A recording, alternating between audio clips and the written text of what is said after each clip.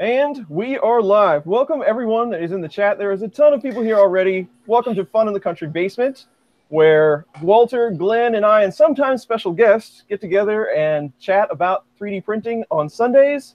And it's usually a good time. Today we have a special guest. Chuck Hellebuyck has joined us. He does the Filament Friday content. He's a content creator, master of electronics, and such and such. Glad to have him. We will go down the chat in a minute, but Walter, I'll go ahead and let you introduce yourself. Hey everybody, I'm Kuntry 3D. Actually, I'm Walter. I'm on this channel called Kuntry 3D, and you can find me on YouTube, Instagram, blah blah blah blah blah, at Kuntry 3D. I don't do much on Facebook. I don't do much on Instagram. You can email me, you can hit me on Twitter, and you can hit me on YouTube, and I'll get back with you normally pretty quick. And I believe that leaves the fun guy. The fun guy? No, I'm pretty sure that I have a crown. Oh. That makes me the king. Hey, everybody, I am Glenn, and normally there is a Xander, but he just doesn't like to join me for these streams anymore because he has nothing to do. But together, he and I are Fun King 3D, and we are found pretty much everywhere at Fun King 3D. Much like Walter, I don't do much on YouTube. I haven't done much on YouTube lately, but I don't do much on the Facebook because I don't know. I don't like it. But very active on Twitter, and you can definitely find me over there. And then, of course, on YouTube. So, and that takes us to Mr. Chuck. Hey guys, I'm Chuck Hellebuyck. I run Filament Friday, Chep's Filament Friday channel on YouTube, and I also have websites, but if you want to visit them, I don't know. But I'm also on Twitter if you need to get a hold of me there, at Chuck Hellebuyck. And I've never been much on Facebook, to be honest with you, but that's mainly what you get me, Twitter, and find me on YouTube. Sweet. Awesome. So that's all of us. Let's run down the chat just real quick here. If I missed anyone, I'm sorry, but the chat has been rolling for quite some time now. Brian Vines is here. Mark Williamson, hello. Tom 3 Printing Llama, Nuru, Stephen the Lightspeed, Kuntry 3D is here. Uncle Ron is here. Martin 3DP Iceland, Rodney Lamore is here. Info Mario, Robert Reynolds, Jake from State Farm, 3D Medic Vents, Patrick Nugenthoff is here. Scott Hackmonkey is here. Ben for Hawk 3D Proto, Never Let the Machines Win Mike, Justin 3D is here. 3D Printing for Life, Rob is here. Wyjet is here. Ken is here. And TechnoGeek 3D just joined us, and Mike Wiley. And I think that is everyone. So I will just go ahead what's happening here real quick, and then I'll let you guys take it over. But so from this morning's stream, we still have the Palette 2 printing a Vinci that is a complete mess. But it is printing and doing it pretty successfully, I would say. So that's still happening. And then in the back of me, the Snappy is printing Vinci number 2. I, over the week, or like yesterday or day before, I snapped the Snappy, and I had to reprint a part. But now it's back up and running again, and we will see if it's any better than it was when we did the stream. So that's what's going on here. And if it's noisy, I apologize for that. So Walter, what are you working on? Oh, you have an injury. Listen, and I'm going to tell them the story too. Look, guys, I told you I was helping my mother move today. Well, you know how the U-Hauls, they have the ramp that slides out? So we slid that up to the porch, and it was nice and smooth. And I'm toting the king-size mattress out with my uncle, and I got my head on one side. I stepped off the side of the ramp between the porch and the truck. So it's about a 30-inch, just in the air.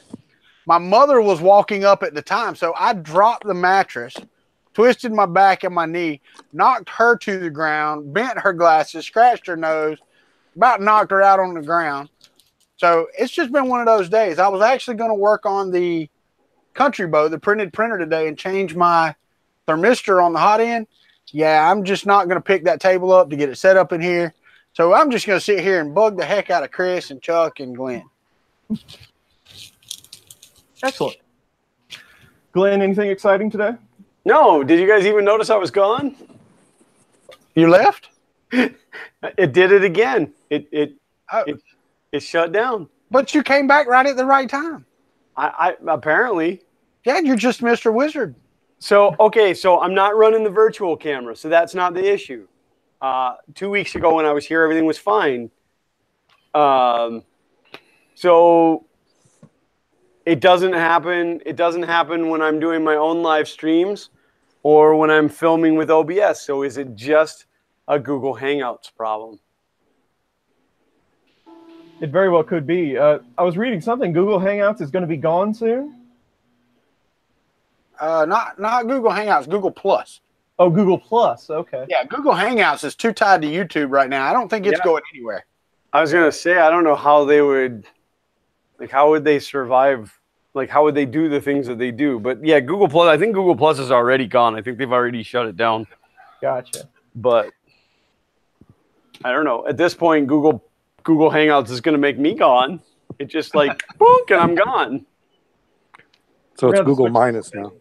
Yeah, Google minus Glenn. So Chuck, what?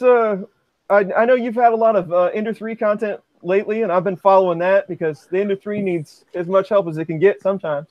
But what interesting stuff have you been taking on lately? I've just been focusing on helping people get started. I realized I made a shift in my channel. The project videos and that started to slow down, and I decided to really analyze things and look where I was going. And I really missed just doing the helping people get started. And there was a lot of demand for that. I was getting a lot of emails, a lot of questions, and some of the Ender 3, but also CR10 Mini and that. So I just started doing some how-to videos, simple stuff, how to level your bed, how do you tweak little things, add stuff, and put a glass bed on it and stuff. And it was a lot of fun. It was just a lot of fun, and I got a lot of great feedback. Picked up a lot of new subscribers, a lot of people who are just starting out 3D printing, which is what I love to really help. I love the beginner side of things, and that's what I do with the electronics. That's what I do with everything else, the CNC and all that. I focus on the beginner stuff. So that's what the Ender 3. It's like the most popular printer right now as far as people getting started, and I just kept coming up with ideas. So I've got more in the works. I got some CR10 Mini stuff that I'm going to do in the same way. So, if you're really, really experienced at 3D printing, I might bore the heck out of you on my channel, but I'm having a lot of fun with it. So that's what's going on right now.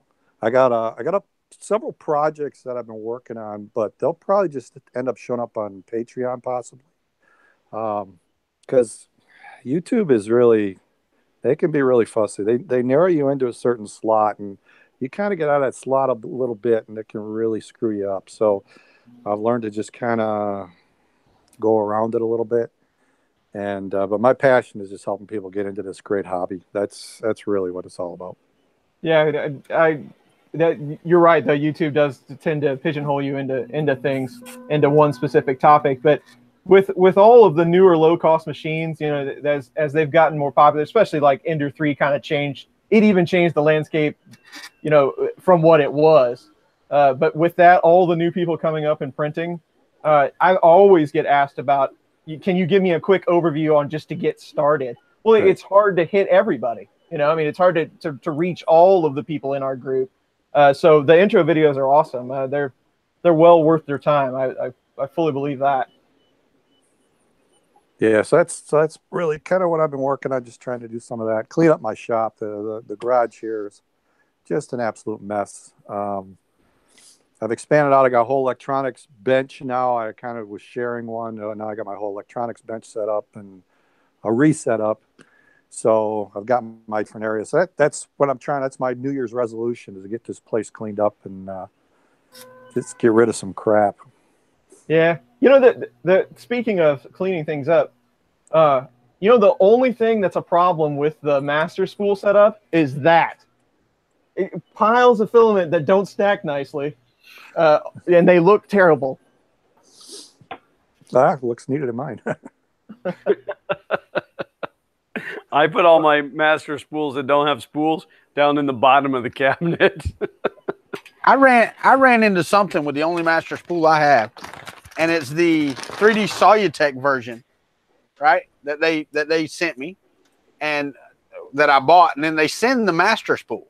Well, they did that time. That was a special offer. That's not right. They don't do it now, but it was a special. The only problem I've ran into is that this hole. Well, that particular spool isn't technically a master spool. No. It's their version of it. Right, but it doesn't even it's not interchangeable with the master spool. No, I get you, Glenn. What I'm saying is I went to put this on my TiVo Little Monster on the spool holder that I have for the TiVo Little Monster. It wouldn't even fit. It doesn't even fit the actual spool holder. Yeah, I had to take the nut off of the one on the AM8 to get it on there. Yeah, well, and mine doesn't have one because it goes into that, 8080C channel or whatever they build that out of. It's massive channel. Yeah, Jake from State Farm said refill, not master spool. Yeah. And I'm surprised. Knowing this group, nobody's made fun of me for not wearing glasses yet. That's crazy, Glenn. No, just me. I know that was the first thing Glenn does. He gets on, hey, Mr. No Glasses. I'm like, hey, two eyes. I'm going to tell you, and I told Chris, I said, you know what? If you look really close, my eyes have really got to get used to these contacts because it looks like I have been sitting out in the barn with Uncle Jesse from that latest Dukes of Hazzard movie. And I have not. So, but Chris tells me he's been wearing contacts for 20 years. So 23 years. Dang. Yeah, I wore them for a long time before I had the LASIK eye surgery done, and then I developed a cataract and had to have cataract surgery, and then that messed up my vision. And of course now I'm, blind in the right eye. I just had trouble. It took me 10 minutes to get my contact in my right eye, and about 5 more to get it in my left eye this morning because it was the first morning of putting them in. Yeah, that's got to get better. Chuck, I got a question. Somebody brought up a question earlier about your Chipino. Yes, back here. Yeah. No, I see the big one. What made you design your own pick and not just use what was out there already? Well, most of my books are written on pick, and I had a lot of time invested in pick. And I wanted to use, plus I programmed in assembly, I programmed in like Pick Basic, which is the same language that Basic Stampin' That uses, but compiled. So I was like, I love the shields. I love the shields they were coming out with. And I said, I need a microcontroller that I can work with because the Arduino, which is AVR based, you had to program in C, which I can do C, but I don't love it. And right. So I said, I could probably design something similar. So I basically designed. There was a buddy of mine helped me a little bit, but basically on a weekend I designed most of that Chipino, and it's out there. It's not commercially open source, but it's open source every other way, and it was fun. I started designing my own shields, but I use it for a lot of development, a lot of projects I have for years. The only reason I didn't really promote it or nothing, I took around 6 months after I did it, I took a job where I'm currently working now and my day job, and I couldn't do hardware sales or that. That was part of the agreement. So I ended up having to sell that off or hand it off to friends of mine. They basically didn't do much with it, and then it came back to me, so I have it now. But and it's my brother. Actually, officially, it's my brother's. But that's where it's at. I just use it all the time, and I showed it off at Maker Faire Detroit. So that's where that big one came from. My father-in-law made that. It's all out of wood. At some point, I want to 3D print all the components and make it make it look awesome. better. That thing's pretty cool. So it's big though. It's really big. I don't know if you can't tell from the camera, but it's say it's about 3 feet wide by about 2.5 feet tall. So it's just funny because we're all sitting here and we're like, yeah, I use Arduino and I use Raspberry Pi, and Chuck's sitting over there going, yeah, I made my own. Right, exactly. We've talked about it on this stream a million times. I've talked about it on my stream. and I've mentioned it to Chuck. A Chuck mega clone is what we need, and then we will all run it. Right? Yeah, there's one. Yeah, there it is. So that's an actual Arduino or a Chipino. The difference is, see, it's got a programming connector, so you can plug in a programmer. Like, well, this is a clone, but like a PickKit 2. So you can plug that right in and then connect that USB. So now I can do full debug with this. I can program assembly, basic, C, whatever I want. And like I said, I got full debug, so I can control back and forth communication. So it's really like a professional's Arduino in many ways. And the chip itself, I can actually unplug that chip and program it with its internal oscillator, no pull-up. So I can actually take that chip out, put it right into a design and sell that or whatever. But that's the design. And then, in fact, I designed my own programmer for it. So that's, just because I'm nerdy that way and just want to do my own. And then I designed a bunch of shields for it. This is one I actually kickstarted. This was a successful Kickstarter way back for Arduino. It's like a activity shield. I use this in one of my books. And then I have my own like LCD shields. And so there's a whole bunch of them. RS-232. And then, of course, my own development shield. So there's a lot of stuff like that I did for years. I still do it on the side. I don't advertise it. It's kind of my fun. Do it on the side. Yeah. Oh, both of these guys, Glenn and Walter, sometimes give me a hard time for knowing things off the top of my head. And it's guys like Chuck that do that stuff that blow me away. I mean, I cannot believe the stuff that's capable to be done. I am nowhere even close to doing stuff like that. It's amazing to me that you can just sit down and make that. That is so cool. Yeah, I love laying out circuit boards, although I don't use I only use some high-end. Express PCB, I don't know if you've ever heard of it. ExpressPCB.com. They sell circuit boards, but they have free software. I've been using it since they launched it 20 years ago or something. Back when software was like, it's like $2,000-$3,000 to buy board layout software, and they had this free one. So I still use it. I don't use the KiCad and Eagle and all that's out there free, but it's that's what I do. I just love sitting there. It's almost like playing with Tinkercad. I sit there and draw the lines and make stuff and walk away, come back later. It's relaxing. That's very cool. Carl Schumann, I would do that, but then everybody would say I was Bill Clinton, so I'm good. It's back up the chat, guys. I've been waiting to answer him for a minute. I don't. I've told these guys several times. I don't mind building like a kit, but my enjoyment of 3D printing is just watching the friggin' thing print. When I finally hit the print button and it prints like it's supposed to, that's my happy spot. I don't have an ultimate goal of 3D printing or anything of that nature. It's to say all of my printers right now, if I was to line them all up, minus the SLA, I can't sit here and say that one of these printers is just hands down the printer that I would tell somebody that they have to have. Because my printed Hypercube, and the frame is printed. So, I mean, you might have seen it, but the printed frame Hypercube probably prints as good as any printer that I have in my house. So that's my end goal, is just to have all of my printers where I can go print this model and it prints like it's supposed to when it's supposed to.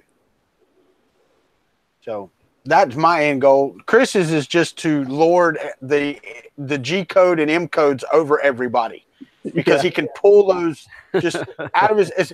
It's like in the Harry Potter movies where he takes the wand and sticks it to his head and the little wisps come down. That's Chris when he's doing the M code. He's like, that's M501. That's M11. That's M9565 or whatever the hell it is. He's just, imparting knowledge on everybody. I still kind of get excited when I figure out that Marlon can do something that I've never seen it do. I was like, hey, I had no idea that was there. And Filament Frenzy, you may be right. My audio may be before my video, because and I've noticed this on playbacks of Google Hangouts, whether it be on Chris's channel, on Glenn's channel or on my channel, a lot of times the sync is off just a little bit. Yeah, Google Hangouts is notorious for that. So to us sitting here talking to each other, it looks like it's right on time. And then you go back and you watch the video and you're like, yeah, that looks like crap. Yeah. And before we get much further, I will say that Chuck has his own line of stuff. And that is the 3D print toolkit. And it's got filament too. Hey, it's behind your close up, Chris. Can't see it. Yeah. There you go. And he has his own filament, which is I'm not going to say that 3D printing, the Filament Friday filament, is the best filament I've ever had, but probably for the money, it is. It is very affordable and consistent. So I do recommend printing it just a little bit cooler, maybe 205. But other than that, it's good stuff. All available on Amazon. Yeah, thanks for the commercial. Hey, man, if you get on here and you need promoting, we can definitely do that. You're right, though. It is a lower temperature. It's a pure PLA. There's not a lot of plastomer or that in it. So that's why it comes in a resealable bag. Well, after you use it, you should really put it back in the bag because it will dry out. But the reason it's that way, it melts easier. It's easier for someone getting started 3D printing, and that's part of the reason I chose it. And then you also I find you get a better adhesion with it because it melts soft, at a lower temp, but because it flows smooth like that, I get better adhesion. So I found it by using it in my print farm. I got a print farm of about 6 printers here that run 24/7, where I print stuff that I actually sell, and that's where I used it. And so I started using that filament, buying it in bulk, and then that turned into, well, why don't we just start selling the excess, because you had to buy so much. And that's where Filament Friday kind of came from, or Filament Friday filament came from. Cool. Bilal, we're talking about the 3D printing filament, the Filament Friday filament. Chris, if you can, the kit is behind the banner with the thumbnails on it. They can't see it. See if I set can. it on top. Set it on top of your filament. Yeah, just put it on top of the box. Set it on top of the box, and it'll be in a great spot. There you go. How about that? There you go. That'll work perfect right there. That's fantastic. And also, Chuck, somebody asked, how do they get a Chipino kit to play with? The official reseller is howtronics.com. HOWTRONICS.com. Howtronics. So I could put that in the chat, I guess. I got it. Got it. Yeah. Howtronics.com. All right. Yeah. So there you go, Mr. No, who was it? It was Benny Brady. And I didn't tell you hello. We've missed quite a few people telling hello that have come in, but hello to everybody that's come in. And Tony Ryan asked a question, what's a Chipino? Why is it not Chep-ino? That's a good question. Actually, Chipino came about before I even used the Chep moniker. I mean, it was Chuck Hellebuyck's Electronic Products was my main website, but I never really called it Chep. But the reason it's Chipino is if the story is Chipino was a soup, although it's spelled different. It's CIIOPINO, I think it is, which is it's an Italian fish soup. And the story is that the fishermen would go out during the day and then bring back, their load. And then everyone would pitch in so much of their catch to a big community soup. So then everyone would eat from the soup. So it was a community soup, and it was called Chipino. So what I wanted Chipino, the module, to be is the same thing. People could take the design, do other things with it, and then share it with the community. So it was like, a big community soup. So that's how the name Chipino came about. But I spelled it with a chip because it had a microchip in it. So it was chip and then Pino, so it would sound like Arduino, but it would also fit the Chipino soup. But later on, I did do a video where I did a base, and I called it Chep Pino in one of the videos. So there was talk of maybe changing the name, but there's actually a handful of people that use them. So name's probably not going to. That's beyond me. That's not my control completely. But yeah, that's where it's at. I got another one. I'm jumping on Chris here, but I'm trying to keep up the chat some. Is Filament Friday filament available in Europe? Currently, I'm told you can get it, but the shipping's pretty high. It's all only through Amazon. Okay, So, but that's what I'm saying. It's not Amazon.co.uk. It's only the U.S. Amazon. Right, which some tell me you can't ship there, but then I have other people say, yeah, I got it. So I don't totally understand it. I have a business partner who actually handles that side of it. Okay. And they're looking at trying to expand where we go with the Filament Friday products. Right now, it's basically U.S. only, unfortunately. So, but I do find people in Europe getting it somehow. I don't know the full path. So, in that respect, I'm a terrible not the marketing person. And Tom, Filament Frenzy has a great idea. We need Chuck for a country interview because he says he has a list of questions as long as his arm. So, oh God, my back's killing me, guys.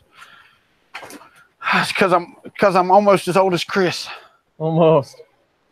Oh, it's your face that's killing me, Walter. You better hush. You're 10 years my senior, remember? Yeah, you wish.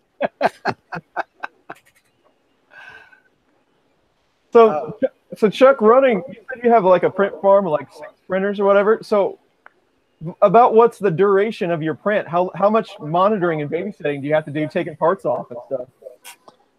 It depends on what it's printing. I try to size everything so it's definitely less than 8 hours. So that way I should be able to get 3 rotations out of it. So if I start one before I go to bed in the morning, it's ready to go. And then I can check it at lunch. But I actually, most of the time, my day job, I actually work from home. So I do a lot of technical writing and stuff. So I have that. I can go, and check on it at coffee break, whatever kind of thing. But most of the prints, though, run in about the 2.5 to 4 hour range. So it's about every 4 hours I'll go clean them off, start another one, and then run it, and then collect the parts and go. So, wow, and that's like 7 days a week. Yeah. The only time they slow down is like when I'm filming clips for Filament Friday. Some of the printers are behind me, so I need it quiet, so they all get shut off.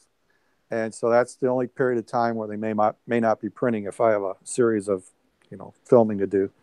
So that's why I also moved to I don't film myself the whole time like maybe Joel does or even Angus does. I do segments of me at the beginning, segments at the end, maybe in the middle, but that's all filmed as a chunk. And then everything else is filmed at various times during the week, and then I do a voiceover to explain that. So, and then I kind of storyboard the thing and put it together. So but all the filming of me talking, it's usually done within like, a short period of time so that I can get the printers going again. Nice.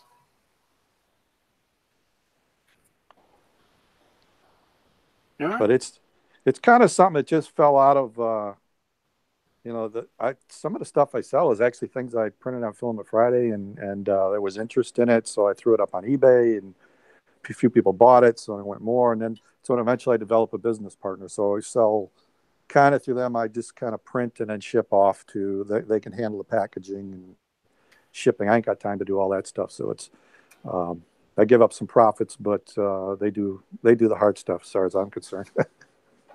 Yeah, that would help. There was no way I could fit all that in to my timetable. Not only do you do all that, though, you're a Tinkercad master too, from what I understand. Yeah, I've been using Tinkercad for 5 years now. So I was using it just before they sold off to Autodesk. I was using it, and then they sold to Autodesk, and I thought, oh crap, here it goes, and then they picked it up and ran with it. It was awesome. So I love it. It's just, I've used CAD. It's not like I can't use CAD because I do have an engineering degree. That was my day job for years, doing electrical engineering, and which I'm still doing, but more technical writing. But I just love Tinkercad. I can sit there and play. It's like playing with blocks. It's just so relaxing. It's so much fun. That's what I do. Yeah, I've struggled with the things that I've tried to design in Tinkercad, not because I can't get them to design, but I then have to export them so that I can smooth them out some because they're round and I want them more smooth round than what I can get in Tinkercad, and stuff like that. But I will tell you, if I need letters on something, like just text on a print, indented in a print, there's no faster way to get it done than in Tinkercad. Absolutely zero faster ways. Everybody's like, oh, you can do that really quick in Fusion. I'm like, no, you can't. I can have it done before Fusion loads most of the time in Tinkercad. Well, because I have a slow computer. I've had so many people tell me I should learn Fusion 360. I even had Autodesk tell me, hey, we love what you're doing with Tinkercad. Why don't you do the same thing with Fusion 360? And I'm like, as soon as I can't do it, I need to do it. Tinkercad, I'll consider it. But, and now you can take Tinkercad and you can import it into Fusion 360. You can take your design and send it right to Fusion 360. And I haven't done it because I don't need it. I mean, I don't need the chamfer edges that much. And it's like, no, I don't need it. Thanks. Maybe some point. Now, I have to say, I have started diving into Blender this past week. But it's not because I'm trying to do something on my own, but I do want to learn how to do 3D models like some of these cool swords and these guys do. And like I said, the smoothness and the texture and the stuff like that you need to do, it's hard to do in Tinkercad. But like my son-in-law came to me, his father lost his arms a couple years ago in he was a tree trimmer and he was in a bucket. And the tree fell and knocked the bucket into the power lines and it electrocuted, burned him down his back. And he lost both of his arms. Well, he's got a nub on one side. So my son-in-law came to me and he said, look, my dad smokes and he does, he smokes cigarettes. And he's like, we bought him this big Zippo lighter, one of those big, like you see, like it's just way, way too big to be used for anything.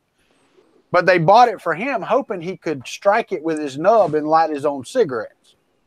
So he come to me and he's like, hey man, this still falls over. Can we make something? So I got in Tinkercad and I got my dimensions and I made a holder for him, that's got a decent sized base on it so that he can put the lighter in it. He can hit it with his arm and light his cigarettes, close it, and it doesn't fall over. And his son gave it to him for Christmas. And I talked to him, this was early November. And he's like, dude, that is one of the greatest things ever. And it took me probably half an hour in Tinkercad. Yeah. So I'd have still been working on it had I tried to do it in Fusion myself. Yeah. But when I got started modeling, I got caught in kind of a weird bubble because I got in at like the last year that 123D was alive, 123D design from Autodesk, and when Fusion 360 was coming out. And it worked really well as long as the part wasn't very big. And if it was very big, it would just crash. I mean, bigger than anything. But so I kind of used Tinkercad and 123D at the same time, not as much on Tinkercad, but then support just completely went away for 123D, and Fusion was 10 times harder than 123. So I really got slowly ramped up into Fusion. I still don't know a ton about it, but I'm getting faster. But it does like to crash my machine a lot, so that's really frustrating. Chris, I'm really fast at it too if I just put my mouse in there and go. I'm really quick at it. I can draw a line. Yeah. I'm getting better. The only reason why I'm getting better is because that's the only way that I can make multiple colored models, but STLs for MMUs quickly. It's just by going in there and starting to cut them and then saving them out to STL files. That has given me a lot more experience than just sitting down and drawing stuff. Glenn left. I noticed Glenn left. No, he left. He physically got up and walked off. We haven't let him talk enough, I guess. Well, I do have another question. Somebody asked this question earlier. I think it was Tony, if I'm not mistaken. He asked it, and I wanted to Tony Ryan, I think it was. Yeah. Well, he didn't really ask a question. He stated it, but I'm going to ask it because I think that if you did this, you could put the Filament Friday Ultimate 3D Printing Toolkit if you put some tweezers in it. Then it would be the ultimate. That's what you need to do. You need to offer the ultimate printing kit with a set of tweezers. Then charge $10 more for a 50-cent set of tweezers. We Yeah, I set the kit up of the tools that I knew what people would want, and then they went and sourced it and stuff. The two biggest complaints are no tweezers, and the calipers were kind of marginal, right? Yeah. And so there is a version 2 being worked on. The version 2 will have tweezers in it, so 2.0. There you go, Tony Ryan. And the reason I didn't suggest including it is because every printer kit that I, got had tweezers in it, had some kind of tweezers in it, or at least for a while. And then they stopped, and that stopped doing it. But for a long, I think Creality still includes them, I think. But I was like, everyone's got tweezers, and everyone's asked for them. So that was my mistake for not putting it on the list. But the calipers, there was some mix up there. The early prototypes were much better, but then the big, batch build to build these things was done, and the calipers that we got turned out to be hit and miss and not as good. So that was kind of a last minute. It's like, this kit's really valuable. We don't really need the calipers, but I kind of pushed. It's like, well, I think someone should at least have a basic set of calipers to measure like a calibration cube or, some basic idea what they're doing. So we're looking at improving. That's going to be better in 2.0. So, well, I mean, it was just, I've seen that a couple times. But it was just mentioned in here, and I figured I'd mention that up. Good job, so Robert Riggins. Sweet, man. Yeah, glad so you got it. We've heard it. We've listened. We're making a change to 2.0. We do listen to the community. So we're making changes. Hey, Chris, Costas Exodus here from Greece, man. From Greece? Costas Exodus. Interesting. He said, hello, everyone from Greece. Hello. We got all kinds of people in here. The one I will say about the kit, I've heard tweezers, I've heard acupuncture needles, which I use the needles occasionally. One thing that is most impressive about this kit though is the Exacto set that you get. You get like every blade that I've never seen before. I didn't even know some of these existed. That Exacto knife is worth half the price of that kit. And if I could find mine, which I can't ever find anything. Yeah, that totally worth it. There's a million different shapes in here. Because that handle like pivots, it's like a metal, so it's like a metal coated. Yeah, it's a decent handle. But yeah, we went through like 4 different iterations of that before we settled on that one, and I really liked it. I go, this is one I like. I use so I used everything. The other thing that people like, which I was a definite. It had to have the deburring tool in there. That just is. Yeah, I'm gonna tell you right now that is an ultimate tool. I bought one after I saw, who was it? Somebody had one, and they used it on their channel, and I was like, I have got to get me one of those. And it was before you came out with your toolkit, so I had that before then. But somebody had one, and I was like, that is just the most friggin' awesome thing ever. I've had one on my channel since almost like day one. I've been using it. And it could have been one of your videos that I saw it in. I'm not sure, but it was before you came out with that kit. Yeah. Joel actually bought one from me early on when we didn't even hardly know each other. And he bought one from my channel because I was selling them on the website.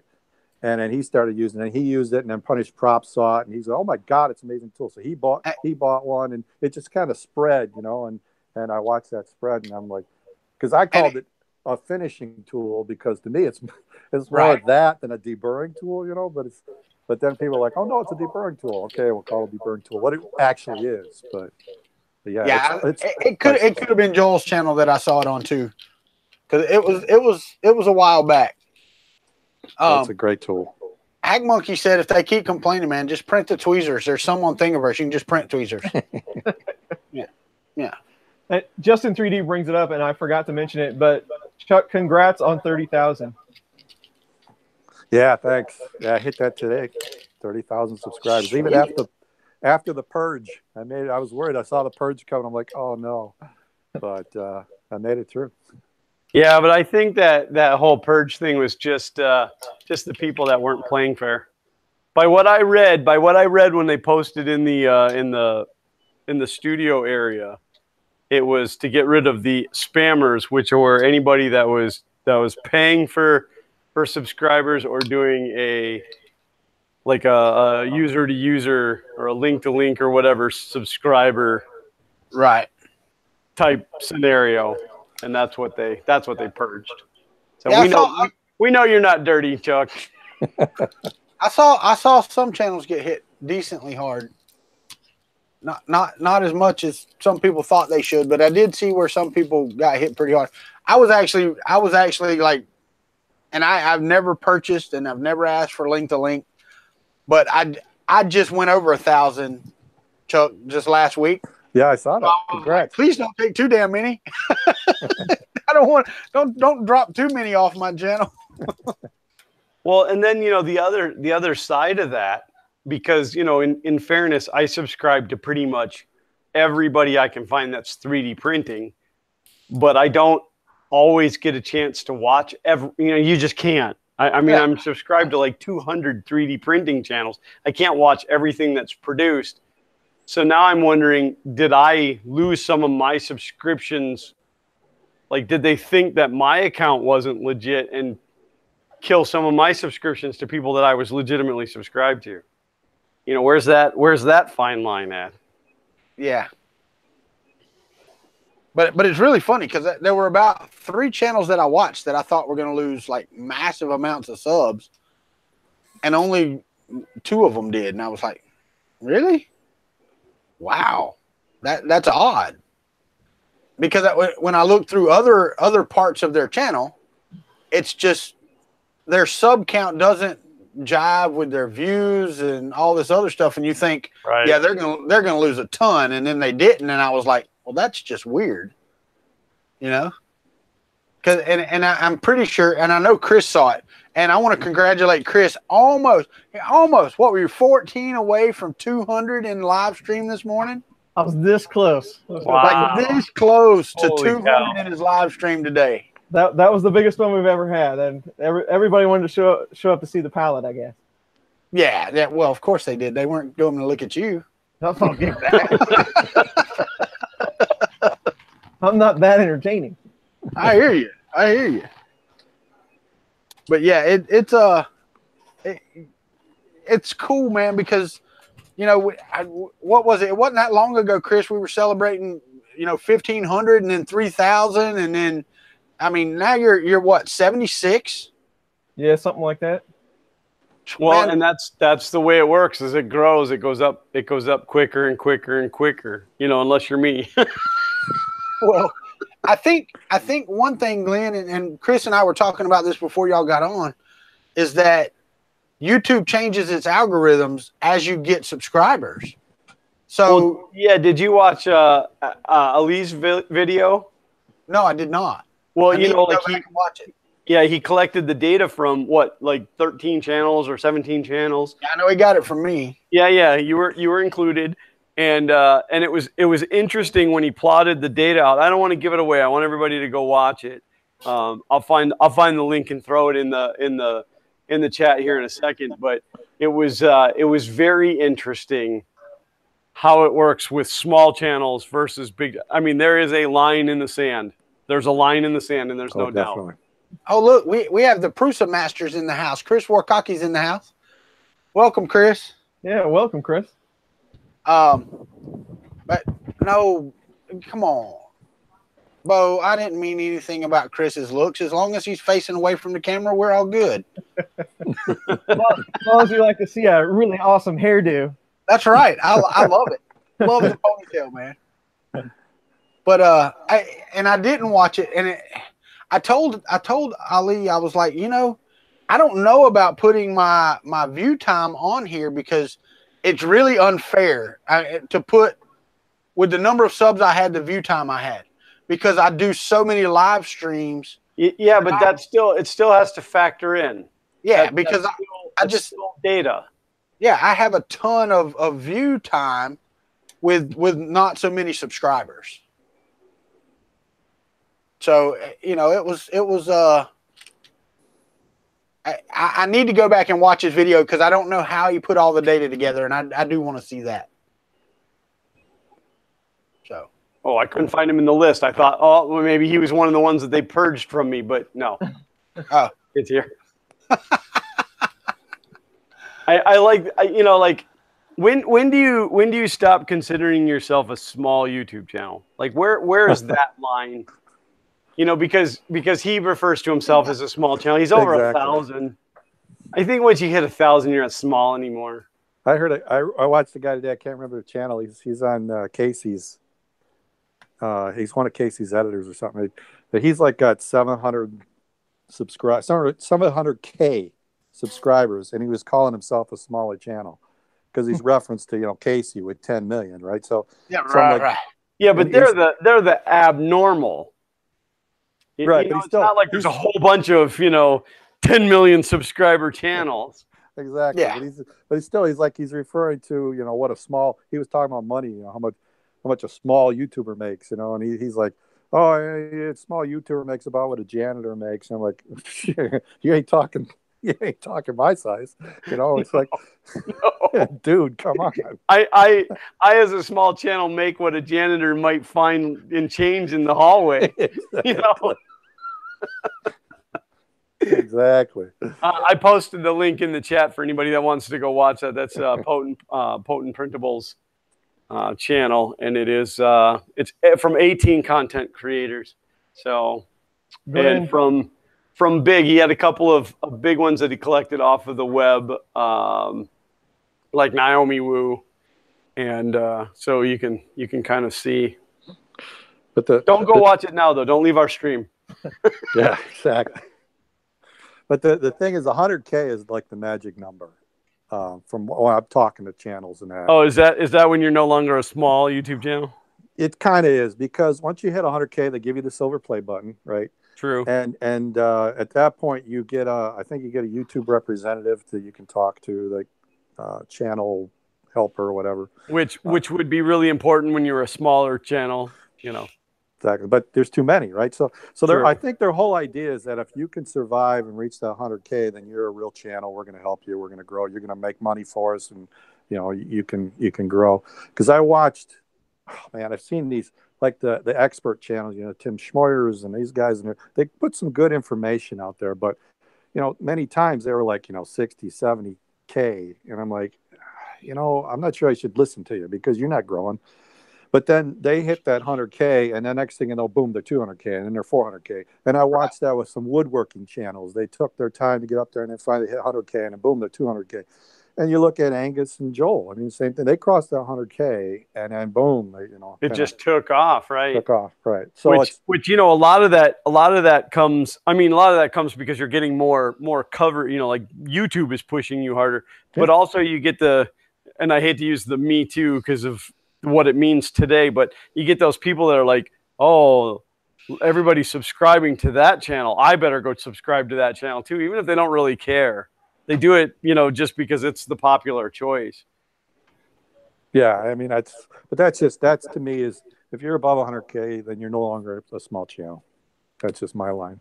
Well, okay, I got a couple more weeks to go then. well, that brings me to this question. So, Chuck, what has your YouTube journey been like? How many years have you been on, and like what was the subscriber count like through that time? I started the same time as Angus did, so just just shows he's the talent. I'm not, but we started at the same time. Joel was about 6 months after, so I started in August of 2014, and it was really, I started my channel, even though I show, like, I think if you look me up, I'm there in 2010, but I had a channel. I didn't do anything with it, but I wanted to do electronics. That was the whole point of the channel. It was, if you look at it, it's youtube.com/beginner electronics. So that's what the channel was supposed to be, but it's hard to do that, and the audience was limited. And I got the DaVinci, and that was my first printer. I got DaVinci. It was $500. That's all I had, and the DaVinci 1.0. And I had some problems with it, and I tried to find YouTube where I could find help, and there was no help other than a couple of people saying they reflashed it, and no, I don't want to reflash it. I want to make it work. So I ended up just kind of re-engineering it, fixing myself. And I said, well, I'm just going to film this. And so I filmed it and put it up there. And it was a good keyword because other people were looking for it too, I guess. And the channel just kind of took off. So for the first 6 months, I was really growing. I mean, by growing, I was gaining like about 100 subscribers a week. So 75 to 100 subscribers a week. So I ramped up pretty good. And then from there, I think in February, actually it took a little longer because in February, I think is where I hit 1,000, February 2015. And then it just kind of leveled off. And then I had a fallout with DaVinci, XYZ Printing, and just didn't like their business practices. And it's a long story, but basically I fell out of favor with them. And that kind of hurt my channel because now I'm no longer doing DaVinci stuff and had to kind of rebuild. So it slowed down for some and then came back. But it's really kind of just been this steady climb. But I was just checking it because of the 30K. It took me like 24 months to hit 10K. Then it took me 14 months to hit 20K. And now I've hit 30K in just like a week over 12 months. So just about 12 months. So exponentially, I am growing faster. So. Yeah, I've seen a lot. There's a few content creators like Daniel Modbot. They started with DaVinci, and that was pretty common. I've seen. Yeah, Daniel and I did a lot of talking early on. He was the one that showed me how to reflash one. Right? I watched his videos, and we kind of became friends off. And then I actually met him at Murph because he now works for Matter Hackers. And it's so weird because we'd talk and we'd seen each other, but never actually met. And we met at Murph, and it's like we've been friends for 10 years. It's like and he's young, a lot younger than me, but it was like we clicked right away. It was so cool. So. But yeah, he grew really fast because of the DaVinci. Yeah. Murph is such, well, and Earth too, but Murph was such an experience in itself. But you got to see a lot of the people that you watch on YouTube. But when you're watching, and I've said this a couple of times, when you're watching them on YouTube, it's kind of like TV. They're not necessarily real people. It's just somebody's content that I watch. But then you meet them in person. And when I met you in person, you said, hey, I was trying to use a programmer to flash this Melzi board, but I watched your video and it worked on the Uno because maybe the timing was off or something. I'm like, yeah. Chuck totally did something from my video? No way. That can't happen. But you saved me, man. I was so frustrated. But it was like, hey, now we're friends. We're it's just built in. Yeah. It's just really cool to go to those events like that. That's so funny because Chuck, he's talking about, you using his video or whatever. I yelled out his name. I went up, I run up and talked to him. And he's like, who the hell are you? That's what I got. Well, see, and for me, because I met Chuck at New York Maker Faire 2017, and we walked in the room and he physically pushed me out of the way and he's like, Xander. That's hilarious. Chris, that won't pop up on channel. Chris, you can see that up there. Chris Warcocky kicked in $10 for a tip for this stream. It is much appreciated, sir. He wants us to buy a 6-pack and split it. So, Glenn, what kind of soda do you like? Yeah, and who's driving to whom's house? Chris is actually going to. Oh, and now Filament Frenzy jumps in and says make it a 12-pack. So Chris is driving down here. And you can drive up, so we'll all just meet right here because it's the halfway point between us. Well, that means Chuck's got to come down too, which is good. The weather here is much nicer than yours, Chuck. Oh man, if it was up to me, I'd be living down there, but it's not up to me. I love Florida. I'll come down to Florida anytime. Well, I'll tell you right now, like I've told a few others, you are welcome anytime you want to come. All right. Yes, Tom Jackson, Filament Frenzy. Thank you very much for the tip. It is much appreciated. But yeah, I think. Oh dang, there's another one. It's a 24-pack. Well, wait, telling us 6, 12. That would be an 18-pack, Hulk. Come on, do math. Math it out. But no, thanks, Hulk. But I'm just loving how we glazed over that. My house was the halfway point between Chris and Chuck and us. Anything you say, Walter, we'll just believe it. That's right. It's anything I say. I just figured halfway meant in redneck that it was between the two. That's pretty much it. As long as I don't have to travel anywhere, it's halfway. Tom just threw in another $9.99 six-packs all around.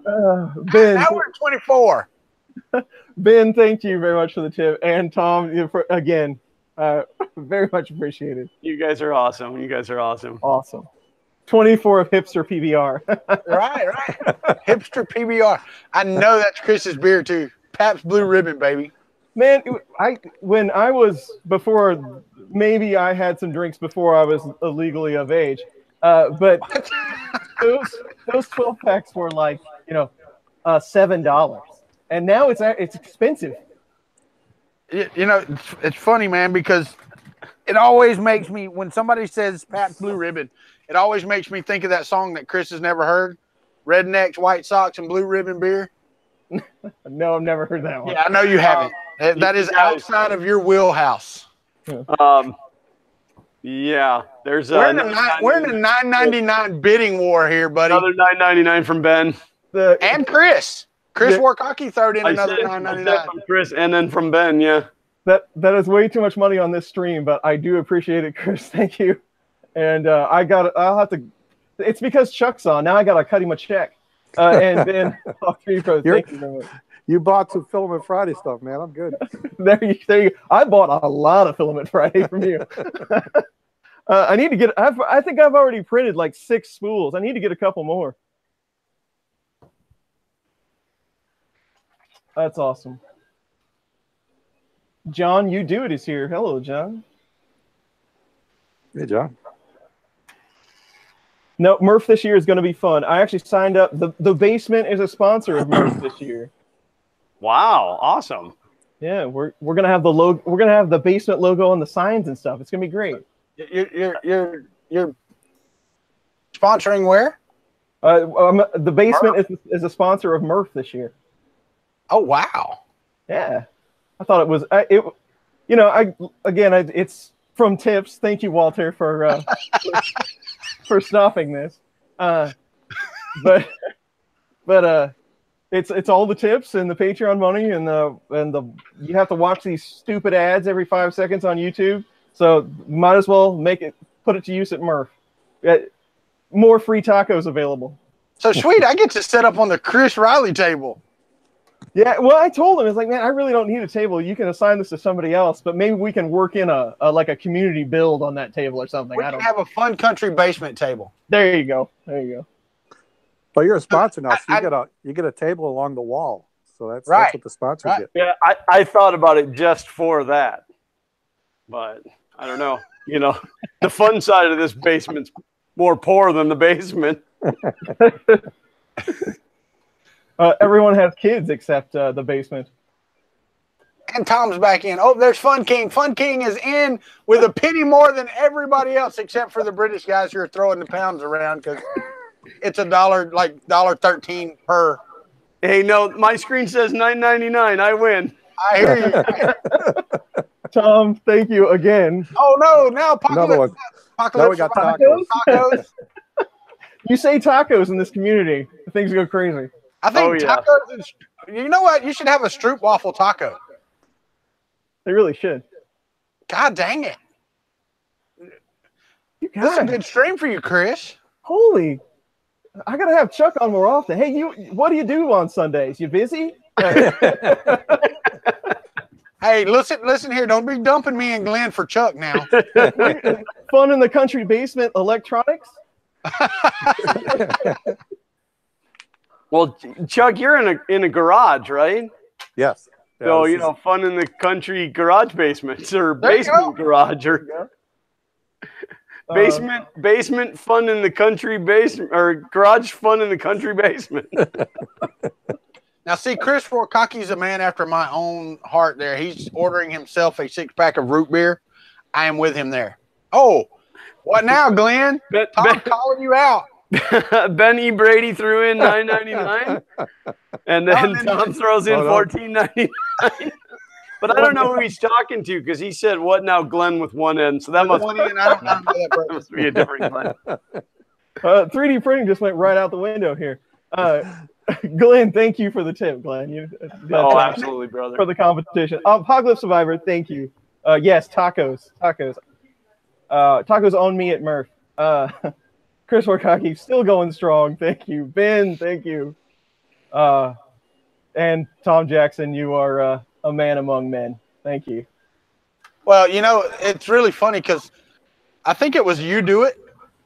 He was doing a stream one night, wasn't it? He was hosting the F3D PCH one night, and they went off on him for like $250 or something that one night. They really did. They kicked in and really hit it. Now Chris Warkaki's coming in with $15. I mean, dang it. Yeah, John's backing me up on that. It was a couple $100, man. That they jumped. Oh yeah, I remember that.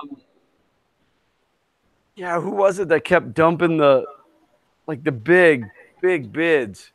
Chris is going to do it in a minute, and he's going to say like, you know what? We'll just sponsor like double sponsor, so we have 2 tables against the wall. There you go. But no, it's an awesome thing, man. I love to see it. Yeah, Adam says, Chuck, weren't you on that with John when that all went crazy? I think I was. I think you were, man. I think I was. Chuck is the catalyst. Now we John know. Mack's got it right. They're making it rain, man. You know, they're all sitting back there going, doing the little money thing. Oh, and Chris said he'll be at Murph. Chris Warkaki will be at Murph. Excellent. Well, I think we have bad news about the pallet. It has created a splice that is too big to extrude. That's nice. Yeah. What happened? Yeah, it's just sitting here skipping on the filament. I'm guessing the piece that's in there is too big to extrude. So it's clogged? Yeah, it's the filament got too fat on one of the splices is my guess. But also I have to say though that this printer has a Mosquito hot end, which is not tolerant of any obscure filament sizes. So that might be the final issue. So we're not going to get a whole benchy on this one. That is a shame. You're just going to get a bench. Yeah. Yeah, question about that pallet too, Chris, and you may not even know. How does it handle power off or zoom? I'm guessing it does not at all. Because I know that the MMU2 in the latest firmware will handle it. Not too badly, actually. Yeah, I saw that was coming. That in the release candidate right now, that's coming. But yes, I saw that as well. That's going to be awesome. Yeah, if the power goes out on this, you're just done. I'm pretty sure. Well, that is disappointing. Chuck, I don't know if you're watching the chat or not, but Hawk 3D Proto Ben says, just want to thank Chuck for being responsive to emails when he had a question. Very helpful. Thank you, sir. Matt from How I Do It's here. Yeah, I saw. I just thanked them. I just said you're welcome. But yeah, no, I try to answer the emails I get. I try to answer the comments I get. I can't answer it all, but you know, like I said, I'm trying to help people get into this. You know, it's when we all started, it's like, where do you go? You know, where do you get help? And if I can help somebody, then you know, I'll do it as much as I can. Colin Hill. How many colors? It depends, really. 2, 3, 5. I mean, that absolutely makes a difference on how long it takes for a multi-material benchy. Chris Riley and Chris Warkaki could both answer that probably relatively quickly based on number of colors. Yeah, on 5 color, I want to say it's like 9.5 hours on a MMU2. Yeah, it is long. It's very, very long. Wow. Yeah. The default slice, but there's 2 of them, Colin. There is I think there's a 5 color and a 3 color. The 3 color, I think, is 6 hours. I believe the 3 colors right about 6 hours. Carl Schoenman asked, how often does my power or how often does your power go off during a print? You'd be surprised. I live in a 1980 mobile home. Not the best wiring. In the woods? In the woods, like at the end of the power line where the power's barely getting here. You know, the sunshine gets piped in daily. It is fresh daily, so that's cool. But no, not a 4-color one for direct comparison. But you can slice your own 4-color one and try it out. But I don't know, Chris. Do you think that might be that problem that you have? Do you think it might be a problem with the palette and not the Pro because it has the full metal, splicing mechanism in it? Maybe. Well, I don't know what it looks like inside there. I don't know if that would make a difference in between the two or not. Okay, Matt, you're right. Go ahead. I'd really like to see what that looks like inside there. Matt from How I Do It says, I live where the wire's down to only one strand of copper left. That's my internet, Matt, not really my power. Walter hand cranks in generator to print. Well, do that, Colin Hill. You're made of money anyway. I met you at Earth, man. I remember that Rolex you were wearing. Sell the Rolex. Buy you an MMU2 and a pallet too. While you're at it, buy me one. Richter Scale Studios has jumped in with $10 as well. Nice. Thank you, Richter Scale Studios. That is much appreciated. Matt and Brian Vines are both cracking on me for my internet. That's pretty cool, Chris. Hold on one second. Matt says, I thought they were using the same strand, my internet and power. And Brian Vines says, so you upgraded your internet from tin cans and string? Yeah, so that's what a Palette 2 piece of filament looks like. That's pretty cool. That actually is pretty cool because you think about it. If you could just splice that out and just use it as a transition to like do a vase or something, that'd be pretty cool. That would be neat. So this is filament. This gray stuff, the silver stuff, is filamentum, and it's one of the most accurate filaments that I've ever used. And it's setting, after it's been through this wringer and eaten on by the extruder gear, it's setting at about 1.7. But then the splice is 184.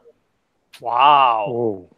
So on a Mosquito, that is not going to fly. I'm surprised it worked as long as it did. Well, That's my also question, can you adjust that at all? That's a great question. I don't know. What Sorry, about Chuck, the, I didn't mean to step on you, Chuck. Well, if you got Capricorn tubing on it too, that's tight. That's gonna rub. Yeah, that's going to cause a problem. And now we know why we do these things. I waste money on this, so you don't have to. No, I'm just kidding. Don't let me influence your buying habits on this. It's probably fine, but we'll figure it out. That is interesting, though. You want to make sure you get the right tubing because I use Capricorn a lot of mine because I want that precision. And one of the things I liked about the Filament Friday filament when we were testing it is there was the variability in the filament was really, really tight. And I have a few filaments that I won't use because of that. And that's bothersome because it should be tighter than that. I would thought it would be stretched. We're getting a lot of responses here from Filament Frenzy, Chris Warkaki, Nuru. Yes, you can adjust the splice core settings. Filament Frenzy says yes, splices can be fully tuned, and Chris Warkaki says you can edit the compression amount. So excellent. Yeah, okay. There are a few splice core settings. So yes, you can, Chris Riley. You can adjust it. So pretty sure you can smooth that right on out, buddy. Excellent. We will. I'll be looking for that video tomorrow. Anytime. Yeah, I'll get right on it. Going to give him till tomorrow. We're done here at 6. He could have it out by 7:30. Yeah. Yeah, I'll get right on it. I don't know. That would throw off Chris's schedule, I think. Yeah, my schedule is something else already. So in 6 months, when he's like rolled out all the videos he already has on the shelf, we'll get to see how the Palette 2 works. Well, that might be a fair estimate. When the Palette 9 is out. Yeah, the Palette 9 will be out, and you know, we'll just think about the colors we want to use, and it'll be working. And Chris will be like, "Here's the Palette 2 Plus," or no, not even the Plus. Here's the Palette 2. It's funny you say that because I only have 3 videos right now ready to go, and that makes me really nervous inside. Wow. It should. Yeah. So I'm way behind. This whole Christmas holiday thing has really caused me a lot of problems. How many you got ready, Glenn? 2. One comes out tomorrow. One comes out on Thursday. And then we start all over again. No, you know, when Maker Faire Orlando ended, I came home and I unloaded the truck and I brought the FK1, which is sitting over there. I brought it up and I put it on the table. I haven't even plugged it back into power. I've not touched that thing since November 11th. And you've been putting up 190 million Christmas lights. Well, that's it. I switched right into Christmas light mode. And then a project that I'm working on that's going to be a video series. And I kind of hinted it to you, Chuck, on the stream about the audio project I want to work on. But the project that I'm kind of working on in the background right now uses 8,192 RGB LEDs driven by a Pi. And that's all I want to say about it. We'll just let it. And my brother James is here. Hello, James. Yeah, he came in earlier and said, hope everybody's having a great day. 3D Print Creator brings up a good point here. Do you guys think there's a future in things like the palette? I think the technology like this will be incorporated into new printers anyway. Can't take that long. But my question is, the palette is a different beast than, say, the MMU is. So do you think that they're going to sell their technology or license it to somebody to actually build into a printer? They need to give it to Fun King 3D to build it into the FK1. Why? You haven't even plugged it in. Why would anybody do that for you at all? This is my bed heater, by the way.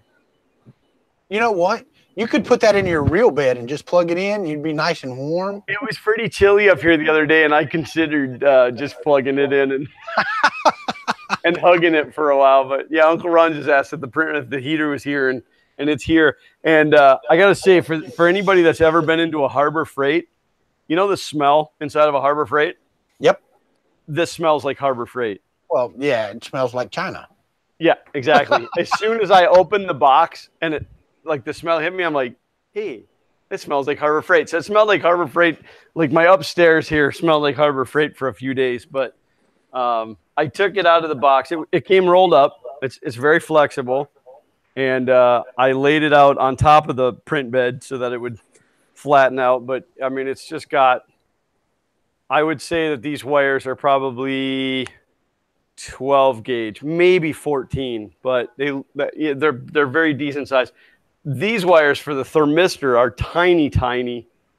I realize they don't need to be much, but they could have used bound wire instead of individual strands. And the thermistor is mounted way over here instead of being mounted in the middle of the bed. So that may cause me some havoc. But if need be, I think that I could just Kapton tape a thermistor into the middle of the bed. But otherwise, I'm pretty pleased with the way it turned out. It's got 3M adhesive on it, which is going to be really fun to install on the bed. But there'll be a video coming on that. I'll probably do that this week, actually. But, you know, just in case anybody needs a 16 by 48-inch heater. Glenn Robbie Mac said, yeah, Florida, 70 degrees Fahrenheit, chilly. No, it was down in the 40s. And I'm going to tell them the same thing I tell everybody that makes those jokes about Floridians. Our problem is it's 90 degrees on Monday and 40 degrees on Tuesday. There's no transition period. And then it'll be 90 degrees on Wednesday. 90 degrees on Wednesday. Exactly. Not only that, a lot of people don't realize, and I know some people live in humid climates. Yeah, climates. Yeah, but when it's wet in the air, it's colder.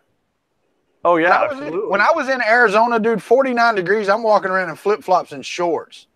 When I'm in Florida at 49 degrees, I've got on a parka. It's different. It's just different. So, I think we lost Glenn. We lost Glenn again. No, we didn't. Is he frozen? Glenn's frozen. I think he's frozen. Dang it. He'll be back. He'll be back. Yeah. Windows Update has been killing me as well. So maybe that's we've gotten some really bad updates recently. Turn it off. Yeah, I should. I'm actually doing mine from an iPad, so it's working. Nice. Yeah, there you go. Well, I've never owned an Apple product and never will, but sweet. No, I actually wanted to get into Apple products whenever mobile development first came out. Their development model and pay model was such garbage that I said, no, not ever will I own an Apple product. Because I'm a developer. It's how I make my living. People have made a lot of money with Apple applications, but fewer than have done it with Android applications. Okay, I just missed everything you said, so go back and start over again. Hold on. Hey, did anybody miss Glenn? Now No. I have two of them on my Glenn screen. gone? I was gonna say you probably didn't even notice I was gone. Yeah, We did. We noticed you froze. No, it just dumped again. So, which means I lost everything I was working on. No, see, Filament Frenzy had it right. You went over and plugged that bed in, didn't you? I did not. And it dropped everything. No, that I actually, oddly enough, I knew like 10 years ago that I was going to build the FK1, and I have two dedicated 20 amp outlets right here. They were actually for my T-shirt presses, but now miraculously they're for the FK1. Just one of them, not both of them. Chris Warkocki has a suggestion for you. I don't know what it is. I'm waiting on him to type it out. Yeah, I can't see the chat yet. I haven't gotten there. He said something rapid talk. I don't even know. Yeah, he did. He said use rapid tack. For what? I don't know. What that is. I'm waiting. Chris Warkocki got hit by a Windows update while he was typing. Yeah, no, this isn't update. I thought it was, and in fact, some of the times in the past might have been, but I've blocked updates now. But no, and what's really crazy is Sorry. the event log. All it shows is that the machine did not shut down properly. That's all it shows. So I'm thinking that it might need the F-disk patch. For those of you non-computer people, that means wiping it out and reinstalling everything. Yeah, sucks though. Chris said, "Oh, there you go for installing the bed." For installing the heater. Yeah, Tinker's. The video. Tom said Tinker's has a video on it. See, I've got a spray. I've got a spray that you use for installing like vinyl graphics that lets you move it around, and then once you squeegee it out, it's good. But I don't know if it works on the 3M adhesive, and I would hate to take a chance and screw up that adhesive. I wouldn't know how to. Take what you do, Glenn, is take a pair of scissors and just cut that corner off your heat bed and try that. Just snip it. Snip across the corner of your heat bed and try that little piece first. It works.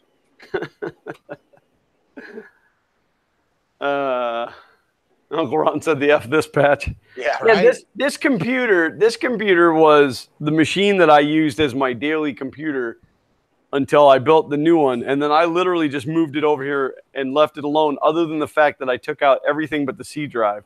So, like, it's got a bunch of stuff installed on it that doesn't need to be there anymore. So it probably needs to be wiped out and have everything installed fresh just for the studio. But it makes me so angry. Get off my lawn. That's right. Get off my reboot schedule. So, Chuck, while we have you here, so is there anything else planned for the Filament Friday line? I mean, well, not that you have to give away everything, but are you going to kind of keep expanding and bringing out other stuff, or just kind of the filament and the kits for now? We're talking about several different things. This toolkit that I use, this guy here, I've shown it on a channel and that, but I'm trying to, maybe get a version of this. Kit. What a great color choice. Hey, Glenn, I've got this one that I know you recognize. Oh, yeah. Notice the sticker, see? Yeah, I see that. So that's, something else I'd like, the tools.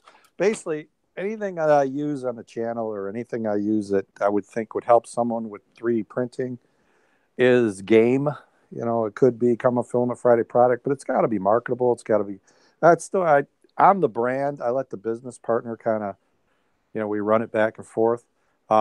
We have talked about rebranding a printer for a Filament Friday printer. Cool. That's still kind of up in the air. I don't know if we want to take that on or not, but there's always that possibility. Mainly not so much to, sell, make a ton of money. I don't think there's too much competition in that. But I'm trying to work towards, I want to do maybe some classes locally and stuff, and with kids and stuff and families. And it's like, I'd like to have a starter package that includes a recommended printer, a filament, the toolkit, and anything else. So everything in one box, ready to go. And that would be the Filament Friday starter kit. So in the back of my mind, that's the dream. I have a question along those lines, though, Chuck. Now, what do you think? And asking Chris and Glenn as well, they can chime in on this, because it's something I've been asked on my channel. The tariffs that are coming from China. How do we think it's going to affect pricing on our components? Because right now, I mean, you can get a set of 5 motors for $35. How do you think that's going to affect what we're doing as because a lot of this stuff, the boards and stuff that we use are built and made and manufactured in China. So how do you think that's going to play into the prices that we've been seeing, the rock bottom prices, Ender 3, ANET A8, those type of printers and stuff like that? And I don't want to put those in the same category because they're not. The Ender 3 is a much better printer. But you understand what I'm saying? That's my question. Think we're already seeing it. I think that we're already seeing an increase on stuff. Okay. And Chris really, Wakaki said tariffs have been lifted. Oh, really? Yeah, because what I've been noticing is like items like that, like stepper motors and just general electronic stuff that you would typically buy from overseas isn't really going up in price. The shipping is. Yeah. Like they're upping the shipping charges. So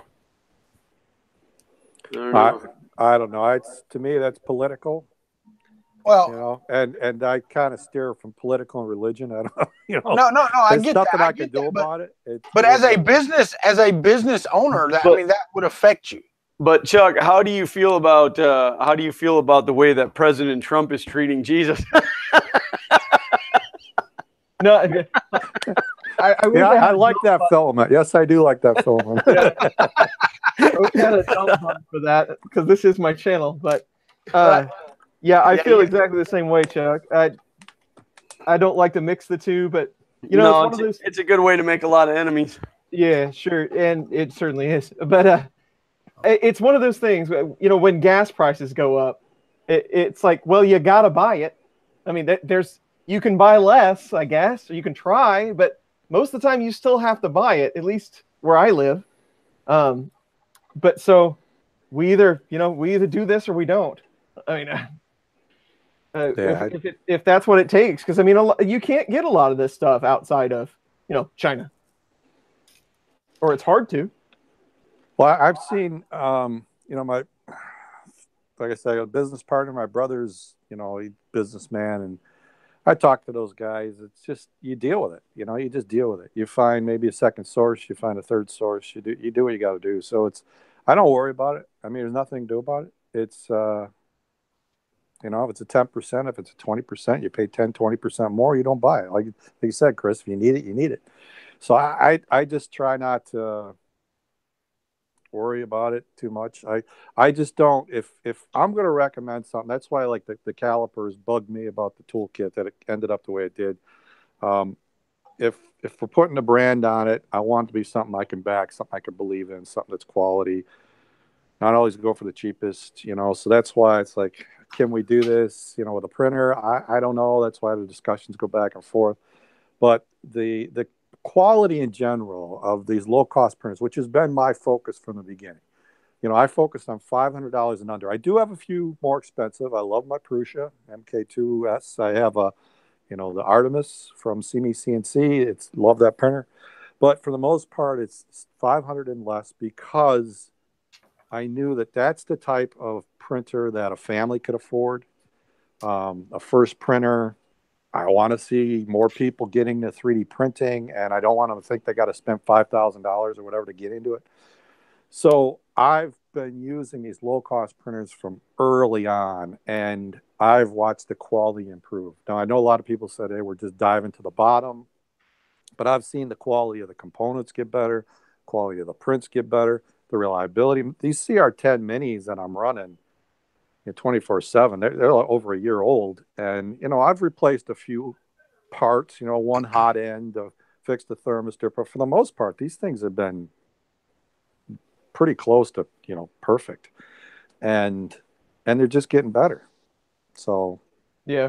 And I think, I mean, even recently with, you know, I don't know, the last 8 months, like the end of 2017, you know, October 2017, it did appear the race to the bottom was the thing, right? We were starting to get the $99 acrylic kits and stuff. Yeah. I think that has somewhat dispersed. I think so. I mean, there are cheap kits. The Ender 3 kind of changed a few things, I would say, but I think the race to the bottom, we've stopped that somewhat, and now they're getting closer to best price, bang for the buck, you know, in an area where it's not so bad. You don't have all these acrylic kits floating around. I go to the Ender 3, but that the profit margin, even from how they're manufacturing it, has to be slim. yeah. It's impressive for $170 sometimes, or I mean, you can get it cheaper even, I think. But Well, I think you're right though, Chris. I think the consumer got wise to that though. That they started seeing, hey, you can't have anything of quality below this price point, really, because by that time they're giving it away and they're going to go out of business soon anyway because they're just not making enough money to keep their business afloat. yeah, So I think the consumer got wise to that. It's like the ANET A8, you know, $129. I got mine, but the quality just wasn't there. You know, and those Ender 3 kits that we put together, they were what, 169, 179. But when you hit print, it was good quality print, you know. yeah. Now, there were some issues. And I don't know if they've ironed those out with the Ender 3s or not. But there was some issues with some quality stuff there for a while. You know, if you got it made on Monday, it was one way. If you got it made on Wednesday, it was a different way, and that type of stuff. But I believe that's where people think that cutoff price point is. That 179, 180, 190, something like that is about as low as you can go and get a printer that has some decent components on it. Well, it's like you say, Ender 3, a lot of changes have come. I do like talking to Naomi, and I do try to feed back to Creality. And I know that like the Ender 3 Pro, they switched to that Meanwell power supply. I think that's UL approved now. Yeah. So that was a step in the right direction. We've been pushing, and the Ender 3, if you see one come out with, I think it's got the rubber sock on it, you probably got the firmware that has the thermal runaway protection now enabled.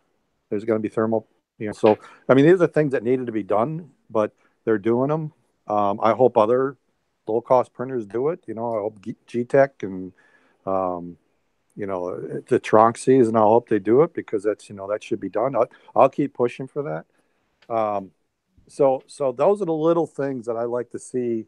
I'd like to see them get safer and better parts. And if that means it costs a little more, well, okay, it costs a little more, but it's just the idea is as long as we're, as far as I'm concerned, you're under that $500.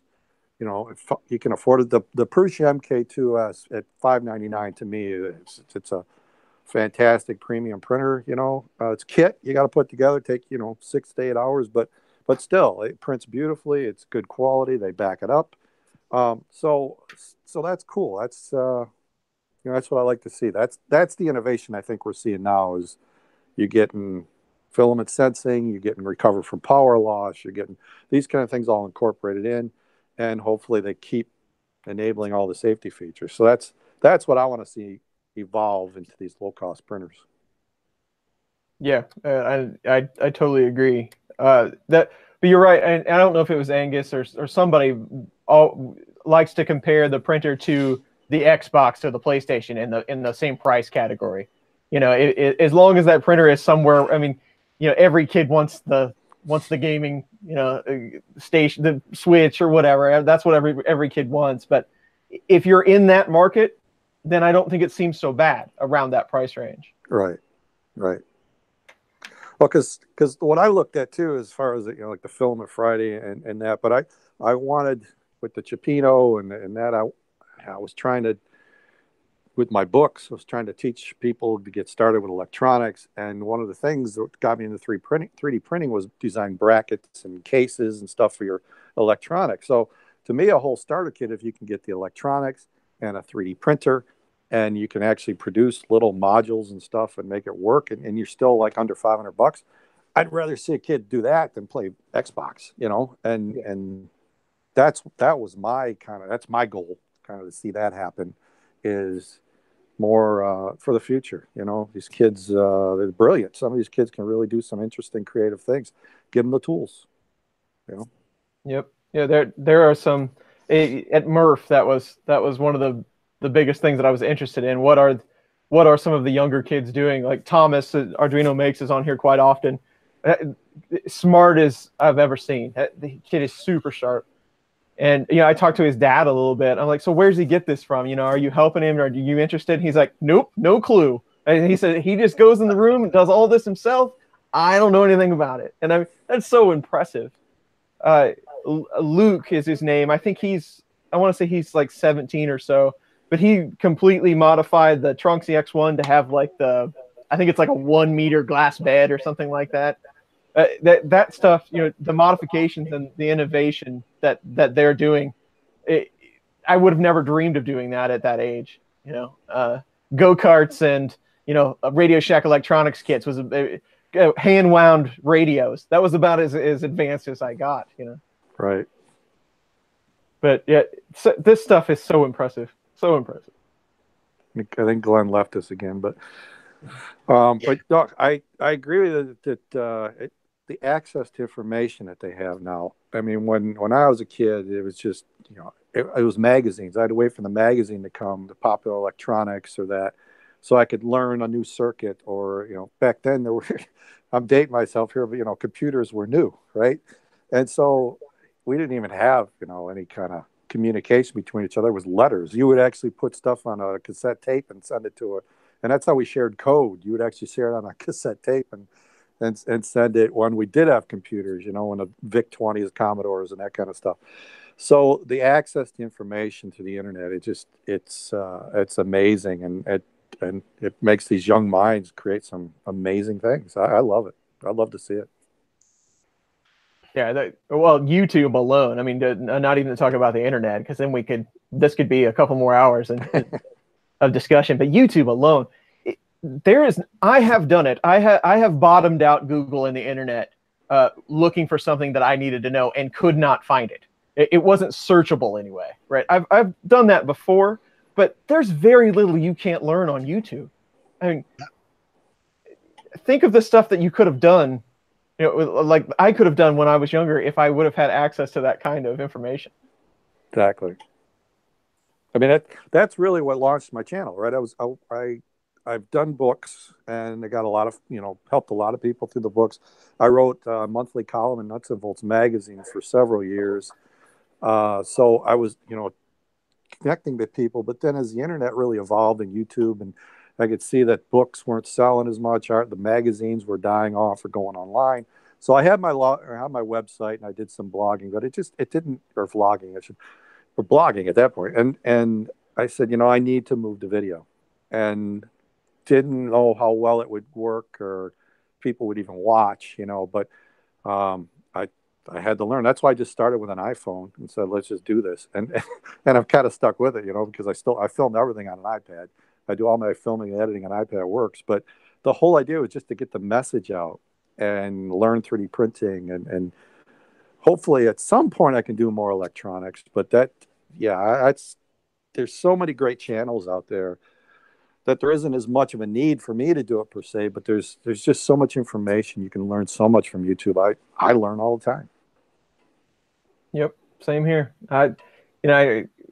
I always tell people, well, if we're doing a video or you want me to do a video on something, and I'm totally fine with that, but I have to learn it first somehow to show you how to do that. And it's all just like you watch my video. I go find little bits and pieces of it and try to put all this stuff together, but you can do it. That's the most impressive part. It's possible. It's great stuff. I really enjoy it anyway. Yeah, I spend a lot of time looking over different makers other than just 3D printing guys, like woodworking, metalworking. I don't know if you've ever heard of him. That the British guy that just moved from Britain to Montana, Alex Steele. I mean, he's got a big channel. I mean, it's a decently sized channel, but the kid's a wizard when it comes to forging. It just really is, and I like his content. He puts together great content. Yeah, I watch a lot of woodworkers and that just because I love to watch it, and I learn a lot from those guys. And I watch electronics channels and learn. It's just there's pretty much like Chris said, I was having problems with reflashing, the bootloader on the Creality board, and I was using an actual AVR programmer, which should have worked fine, and it just kept giving me this error message, and I'm like, no, I know I've got this hooked up right, and then I watched Chris's video, and I'm like, he just used an Arduino. I'm just going to use an Arduino. I'm going to follow that. I'm just going to use an Arduino, and it worked. And then I kind of put the scope on it and checked things, and I'm like, okay, it was timing. It was communicating too fast in the real programmer. The Arduino was slower, and so the loading on the board and everything affected it. But if I didn't have someone to go to like that, that I could reference easily, it would have been really frustrating. That's why I think Chris bailed me out. It was awesome. Yeah, Mark Williamson said he's 51 and only started with a 3D printer recently, and he learns each day through you, Chris. Oh, well, thank you, Mark. That's awesome. That's okay, Mark. I've been doing it for a year. I still watch, like, when I'm feeling like I don't know anything, I go watch Chris's video, and then it makes me know that I don't know anything. But think about that, though. I mean, that I don't take praise well, but that's really humbling when people say stuff like that. They got something useful out of a video I made in my basement in the Midwest. I'm just a guy in my basement, and they're getting information from me that helps them do something. That's what it's all about. That is amazing. I love it. Well, I mean, that is what keeps you going, right? It's real, because I mean, for the longest time, my channel, I mean, I was working for pennies. I could have made more money working a part-time job at McDonald's. It wasn't about the money. I'd love to do this full time and reach that level. Sure. I mean, like a lot of people, but it's more about, I got more reward out of the feedback. I would get, hey, you helped me get my printer going, or, you helped solve this problem. And when I get that feedback, it's, that's made my day. And it's like, oh, I got to do more videos. And that's the best part of it. And then, of course, you get those comments where it's like they tell you did something all wrong, and sometimes they're right, but a lot of times it's like, okay, then you make a video, show me how to do it, because it worked for me, Yeah. But for the most part, that's the feedback you want to hear. You want to help people, and if you're doing that and you did help people, you want to do more. It's awesome. Yep. I totally agree, and you're right. The good comments outweigh the bad ones 1,000-fold. They always do, and they're much appreciated. But you do always get that. Well, you should have done this. I was like, well, I didn't. That's all I can tell you. Exactly. Oh, before I forget, Glenn. Totally separate, but I saw Joel's. Did you guys see Joel's big RC car video? Absolutely. Yeah. How did you get your sticker on that thing, man? What did you do? Well, you see, I'm the fun king, and it's really funny. I'll tell you the actual story, but first, a little preface here. It is really funny. I don't know what it is about me. I don't know if it's my personality or what, but things like that just happen for me, And I mean, Joel is just an awesome guy. So we were at Murph last year, and like Matter Hackers or somebody from, I don't know if it was somebody from Matter Hackers or if Joel had done, but somebody put a Matter Hacker sticker on the car. And then the OpenRC sticker was put on the car. So I just jokingly took one of my stickers and I went and got some blue painter's tape and made the little roll of tape. I didn't want to, I'm not forward enough to just put my sticker on something. So I did a roll of blue tape on the back of it and I stuck it on there just kind of as a tongue-in-cheek joke. And so all of a sudden, a couple videos, like a couple video series later on the car, I realized that my sticker is still on it. And so I had commented to Joel, I'm like, Joel, that's so awesome that you left my sticker on there. I said, I didn't actually put it on there. It's just held on by tape. And he said, yeah, I realized that. So I put it on proper. So he had actually took the tape off, peeled it, and stuck the sticker on there. And it's been on there ever since. I mean, like, I don't have any affiliation with it. Joel is just, he's just that good to me. And I don't know why, but so I'm always so excited every time that a video of that thing comes out and there's my sticker still on it. Yeah. So that's how it happened. That's cool. I knew there was some kind of story there. Yeah, no, it was just kind of a tongue-in-cheek joke, like, haha, you put a Matter, Hacker sticker on there. Here's my Fun King sticker, and yeah, and I mean, who doesn't want a Fun King sticker stuck to their stuff? I've been trying to break into this conversation for like 10 minutes, not knowing that my microphone was dead. I've been like, hey, and y'all just been talking all over me. I'm like, okay, I'm not here. I had that happen.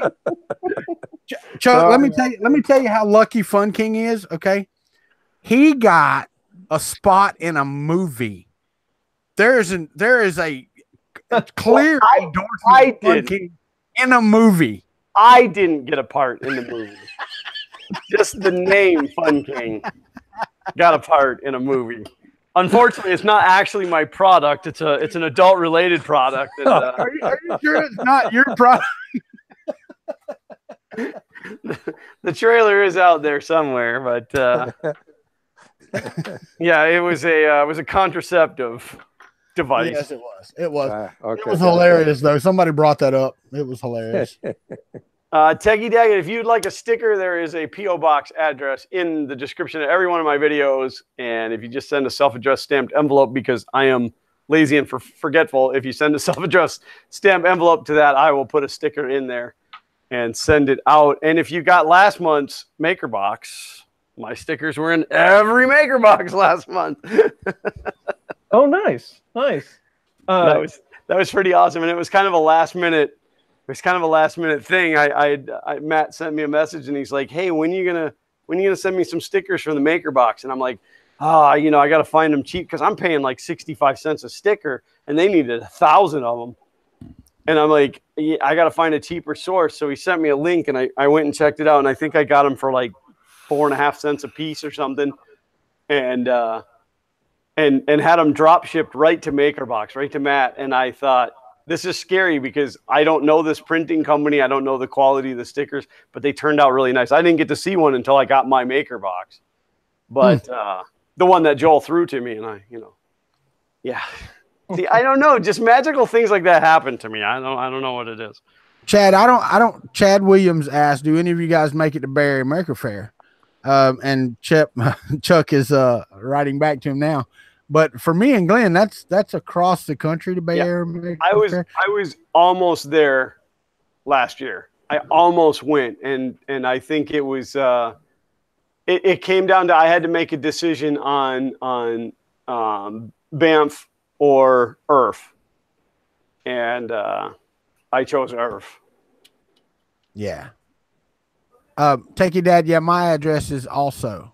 Shut up, Jake from State Farm. We know I got new contacts, and I look like I've been out back with Snoop Dogg. I get it. I get it. Sorry, Snoop Dogg, but you know, well, just a little, little drinky poo. No, yeah, he's not talking about the drinky poo. He's talking about some herbal essence, I'm sure. But yeah, Tiki Dad, I know my address is in the not in this video, but any of my videos. So if you want a sticker from me, self-addressed stamped envelope, same way. I'm pretty sure Chris will just ship you one out. He doesn't really care. Yeah, well, see, like it's not even like it's not a money thing or whatever, but no, it's like somebody either you'll get the request on Twitter or it'll be an email or like here in the chat, and I will never remember. But when the envelopes come, I have a spot that I put the envelopes in, I put the stuff in, and it goes. But plus, it saves me from having to write people's stuff because I suck at that. And then, I'd have to get stamps. I don't mind eating the cost of the stickers, but, the envelope and the stamp, that's pushing it. Pushing it, bud. Pushing it. Paul, I sent you a sticker. I can't believe that it didn't arrive, but I will send you another one, buddy. Paul got my sticker. I just think Glenn didn't send it, man. I think you can ask Xander. He's the one that went out. Well, that's the problem. No, I'm just kidding. He was the one that put it in the mailbox. So I think all roads lead to Chris's house. So I think all the mail runs through Chris. We can blame Chris for it. Okay. Kansas City is quite the hub. Yeah. Yeah. In fact, I think that I still have. In fact, I know I still have. I have some IC 3D stickers. I have some printed solid stickers. I may have some maker box stickers. So while supplies last, anybody that sends me a self-addressed stamped envelope, I'll stick in there whatever I've got. My credit card bill, the electric bill, whatever's just laying around. And spoiler alert for anyone that gets the maker box in January, you will get official Chris Riley stuff that has never been released, exclusive only for MakerBot. Wow. Sweet. Wow. I have to say this, and I haven't seen him in the chat. I was telling Chris Riley, and I'm going to tell Glenn and Chuck and everybody that's here. Next week is the Fun in the Country Basement will be hosted by Glenn's channel. Hopefully. The Fun King channel, hopefully. But I got notified day before yesterday, or it might have been yesterday morning. I don't remember. I don't think Josh was up. Might have been Thursday. But Josh told me just out of the blue, he's like, "Hey, man, I'm coming to your house next weekend. And I want to be on the basement with you from your house." Alien 3D? Yeah. So I think Josh is going to ride up from Lakeland and be in the country. You do the host. Host. I'm not sure. I need to make sure with Josh before I do all that. You know what I mean? Yeah. I mean, it's no worry. It doesn't hurt my feelings to. But let me say this: other than signing up for the Alien UFO box, using Kuntry 3D as your thing and getting 15% off every month, I am going to hand deliver a stack of Kuntry 3D stickers for him to put into one of his boxes. Now I don't know where it's going to be. So if you want to get a sticker and don't want to send me a self-addressed stamped envelope, go sign up for the UFO box. And no, I don't get any kickbacks or anything like that. I just try to help a Florida boy out, Well, and he's a new business, he's growing, and that's what this community is about, is helping one another. Yeah, that's exactly right. And I've met Josh face to face, and I guess he was at Orlando Maker Fair? Yes, he was, absolutely. Okay, I did not. He was at the inaugural farts. Yeah. Florida area rep talking supper. Yeah, I myself did not get to go to the Orlando Maker Fair, but I have met Josh face to face, and I've sit down and broke bread with the man, and he's a good guy. Absolutely, he is. Absolutely. I absolutely want to give him a shout out when I can. Yeah. No, we went to a Golden Corral on Saturday night after the first day of Orlando Maker Faire. And I went in and I said to the manager, I said, how much havoc are we going to cause you if we bring 15, 20 people in here? And she's like, oh, let me go see if the room is available. So she goes and she comes back and she's like, yeah. So we had the little party room that was in the back and stuff. And I mean, there was a good handful of us, and it was fun, and we had a good time. And then of course I made the comment leaving out of there to my family, and I was laughing so hard I was crying as I'm trying to drive. And I said, you go to Golden Corral for farts and you leave with the poops. That's not fun. Justin, yes, I am. I did sign up to print a part. I haven't printed it yet, but as soon as I print one part, I'll sign up for another one. But I am going to be involved in Josh's 12-foot alien. We never have to worry about Chuck ever coming back on Fun in the Country. But No, he's had enough of us. where the hell are we going? I do have stickers too. The same thing, self-addressed stamped envelope if you guys want it. And like I said, I did go to Bay Area Maker Faire. It's like 2 years ago. I've been to New York Maker Faire the last 3 years. I'm planning. I'll definitely be at Murph. Murph's only like 3 hours from me, so that's a home base. And I'm planning on trying to hit IRF this year. So I'm not sure I'm going to hit any Maker Fairs, this coming year. I don't know if I hit Detroit Maker Faire. It's my home, but so I don't think I'm going to hit Bay Area in 2019, or probably not New York, because I'm probably going to do Murph and IRF. So I got a limited travel budget and time. So if you guys are IRF from IRF, you'll probably see me. Yeah, I have to. IRF was really cool. I was blown away at how well organized it was for such a small team of people to pull that together. I mean, those guys deserve huge props. That was amazing. It was amazing. So I'm glad that I got to be at the very first one. It was very well done. I agree. I do have to say though that I don't know if I told Walter who it was, but I was looking around when I got to IRF, and I eventually realized that Chuck was not there. I'm like, what? Chuck's not here? Well, and for those of you guys who don't know, there was a guy at IRF that was the doppelganger for Chris, and we should have gotten the two together, and it didn't happen. But because we did, Chris Riley, Chris's Basement and Fun King 3D got together and did a giveaway, and so what we did was we had kind of a little scavenger hunt where we gave 6 booths a stamp, a ink stamp, and everybody that came up that wanted to enter, they got an index card, and they had to get those 6 stamps, and one from us, which Xander had it, and one from Chris Riley. And Xander was out walking the floor, and Chris Riley was out walking the floor, which was a difficult, a little bit more of a challenge. And then the booths themselves, they had just a little. It was Chris Riley's logo with the Fun King head on it instead, and they had to find that, and then they could go up and get stamped. Well, it just turned out that people were literally walking booth to booth, going, "Do you have the stamp? Do you have the stamp? Do you have the stamp?" And so it was good because it made people interact with every booth in there, which was cool. But somebody had come in there like, we want to turn this in. I'm like, oh, you're missing the Chris Riley stamp. Well, where is he? And I scan across the crowd, and I'm like, oh, he's right. Oh no, that's not him. Holy cow, that looks like the guy was in a black shirt. He had a ponytail, the whole thing. I'm like, it's a Chris Riley imposter. But yeah, it was awesome. It was awesome. That was a lot of fun. Bo Hermanson, I'm going to answer.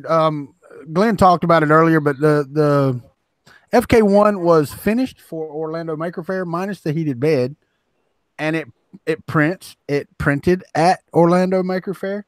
Since he's been back, he's been working on Christmas lights and hasn't done anything else with it. So therefore, you got to see the heater, which will be put on it. And I know Glenn's going to do a video because his content has been lacking. So I know that's coming up soon. Let me see if this will let me switch. I don't know if this will let me switch cameras. No, it doesn't look like it's going to let me switch. Yeah, Chris, the only reason I wasn't at IRF is there's like 1 week every year where my kids are grown, so it's 1 week where we do a family like trip, and it just so happened that was the week they picked for Earth. So it was like, nothing I could do. Nothing you knew about that. I completely understand. These guys give me a hard time sometimes because I fly, because my work schedule is really hectic, and I fly all over the United States to do different things. But I'll fly and be there for like 5 minutes roughly, and then have to fly again and go to some other place. But this time, Murph, I have cleared the schedule, so I am going to be. I want to be at Murph Friday, Saturday, and Sunday. I'll get there early Friday. So no, Chris, we've already discussed this. You're going to fly to Tallahassee, and then you're going to ride with me to Ohio, and then into Murph. Okay. That's that 16-hour drive. You're going to make it with me, and Mrs. Kuntry. Real quick, Terry Brummett. The reason there's it's a llama head is because 3D Printing Llama sent me this and said, print it. So here it is. I printed a llama head. So yes, I guess I could see where you would mistake that for an alpaca back there on the shelf, but it is a llama. Believe me. Brian Biomes wants to know what the printer is that looks like a Prusa, but is an ANET style control panel. That is a ANET A8 that has been converted to the AM8, which means you put it on an aluminum frame. And then I upgraded the power supply, all the wiring, et cetera, et cetera. And that thing is a beast. The only thing that it's lacking is auto bed leveling, and then it'll be just top shelf. But the prints out of that thing rival my actual Prusa. So oh yeah, put a lot of time and effort into that thing. And that's what I was saying earlier, Glenn. When you start putting good components on printers, and you have these printers, FDM printers can only print so well. And a lot of these, once they're tweaked and they're tuned, they print pretty much the same across the board. You know, I mean, until you have something go wrong or whatever, but it just, the Prusa, the CR20S Pro, my Haribo, my printed printers, my TiVo, now that I've upgraded it to a Fouette, and we'll never speak of MKS base or Smoothieware again. It prints so well that they can only print so well right now until somebody comes up with the next like super invention that says, okay, this hot end can put down, 0.005 layers, and we can do it at 500 millimeters a second. It's pretty much, these things print fantastically. You see some prints and you go, there's no way to print that any better. Just it can't be done any better with that nozzle. It's funny, and I know I've told the story a million times, but like I did a lot of research before I ordered my first printer, which was my MK2S, and I made the order, and it was a 8 to 9 week back order, and I knew that when I ordered it, and I thought it'll be fine, it'll give me time to get ready for it, and a week after I ordered it, it was killing me knowing that it was coming, but yet I had to wait. And so I went ahead and just took the plunge and ordered the A8 because it was so cheap.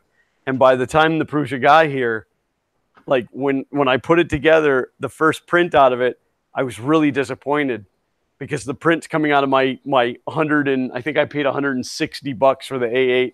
They were like fantastic. And the print out of the Prusa was not fantastic. And I'm like, and I paid 7 times as much for it, but it was because I didn't take the time to, tweak in the Prusa yet. So now it's my go-to. It's my machine for printing PETG. That thing just is a beast for PETG. That's exactly what caused me to buy a Prusa. I was extremely and when I say frustrated, I mean frustrated like the printer was getting ready to go out the window, and that's because I started to get into PETG. And it was just infuriating on the machine that I was using. And so that's it. I'm going to go ahead and order a Prusa. And I've never looked back. They are amazing.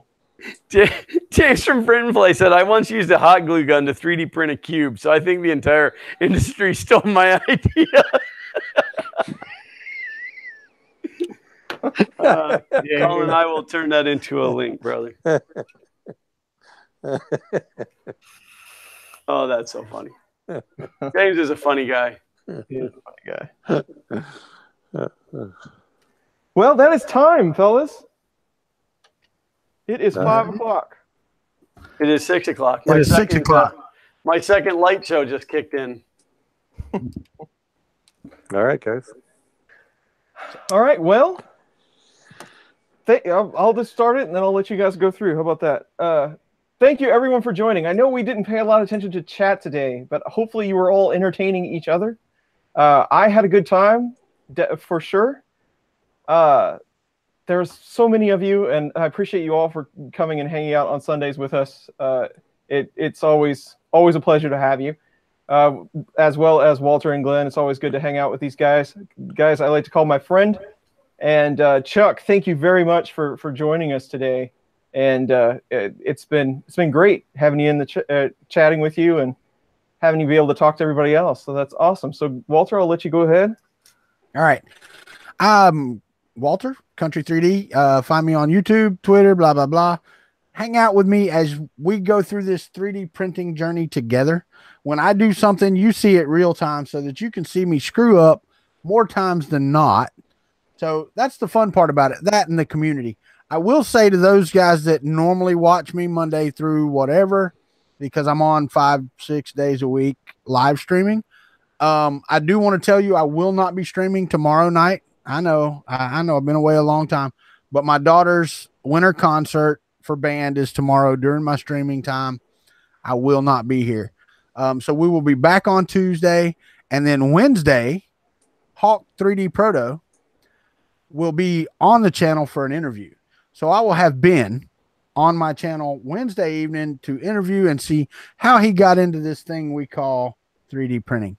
But that's me. Oh, look, we got a better looking Glenn on the screen. So everybody, that brings us to Fun King 3D. And I'm Glenn. I'm Xander. I don't know why I'm here. Because together we are Fun King 3D. And it's I have to explain to everybody all the time why you're never here. It's because I can never find projects for Xander to do during these streams, and he's bored and he'd rather play video games. So, all right, now you can go. I just wanted you to be here for that. I started telling people that the FK1 was my partner, and so.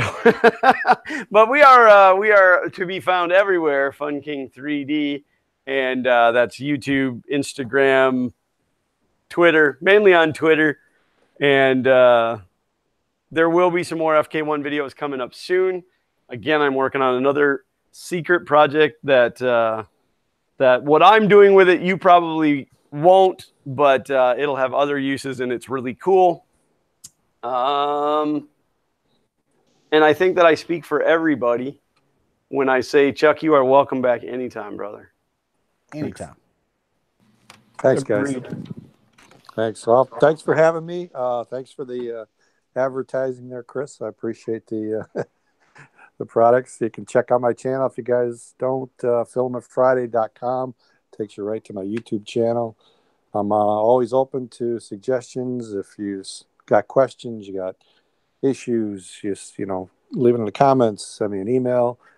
Want a sticker? Like I said, the address is in my descriptions. It was a lot of fun, guys. Thanks for having me, and I won't ignore your country. Next time you see me at Murph, I will know who you are. No. That would be the other way around, Chuck. That would be the other way around. He won't ignore you. He'll just avoid you on purpose. Avoid like the plague. As long as he doesn't put me on one of those spool racers and push me around, it'll be okay. And I have to say bye to my brother from another mother, James, so that he doesn't cry himself to sleep on his huge pillow. Right. All right, that's it. Again, thank you, everybody. It's been a lot of fun. We will see you next week. Holidays are coming up, but we'll see how all that goes. So thanks a lot. See you guys. Print on.